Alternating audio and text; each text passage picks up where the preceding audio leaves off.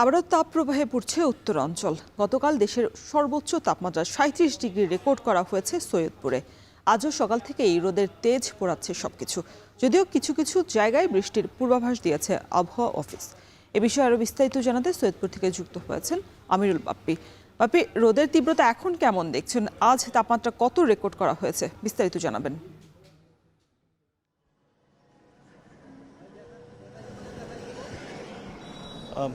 রওশন, গত ২ দিন ধরেই উত্তরাঞ্চলের প্রায় সব এলাকায় এই মৃদু তাপপ্রবাহের মধ্যে দিয়ে যাচ্ছে এবং গতকাল যেটি ছিল যে ৩৭ ডিগ্রি, যেমনটি আপনি নিজেও বলছিলেন। আমি যদি একটু অন্যান্য জায়গার কথা বলতে চাই রংপুর বিভাগের, সেটি হলো রংপুরে ৩৫.৩ ডিগ্রি, দিনাজপুরে ৩৫.৬ ডিগ্রি, তেঁতুলিয়ায় ৩৬.৮ ডিগ্রি, রাজারহাটে ৩৫.৫ ডিগ্রি এবং ডিমলায় ৩৬.৬ ডিগ্রি।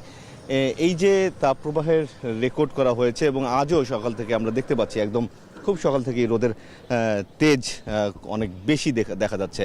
যদিও মাঝে মাঝে কিছুটা মেঘ এসে রোদের তেজটাকে একটু কমিয়ে দিচ্ছে, কিন্তু গরমের যে তীব্রতা সেটি কোনোভাবেই কমছে না।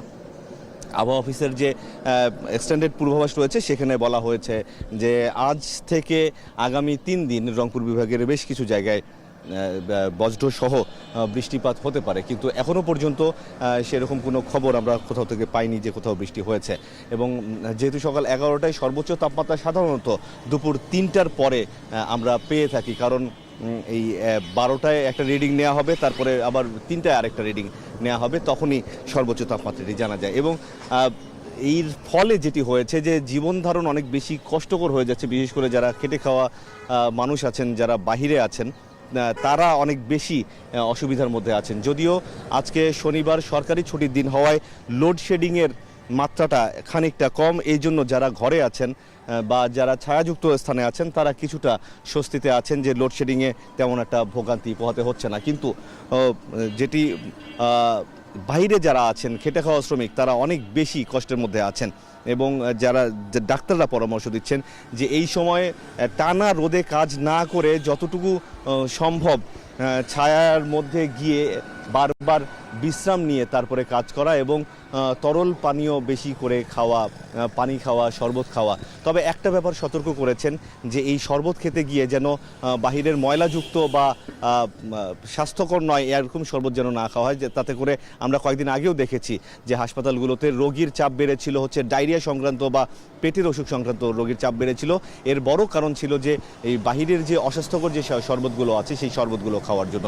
তো ডাক্তাররা সবসময় পরামর্শ দিচ্ছেন বিশেষ করে বয়স্ক এবং শিশুদেরকে যেন একটু যত্নের মধ্যে রাখা হয়, এই রোদের মধ্যে খুব প্রয়োজন না পড়লে ঘর থেকে বাইরে যেন কেউ না যায়, এই পরামর্শগুলোই দিয়ে যাচ্ছেন।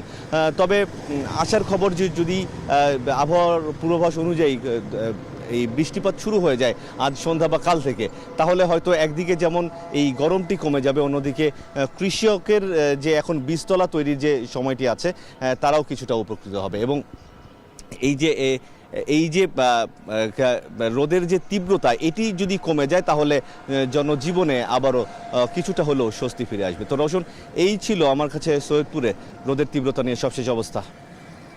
সৈয়দপুর থেকে যুক্ত ছিলেন আমিরুল বাপ্পি।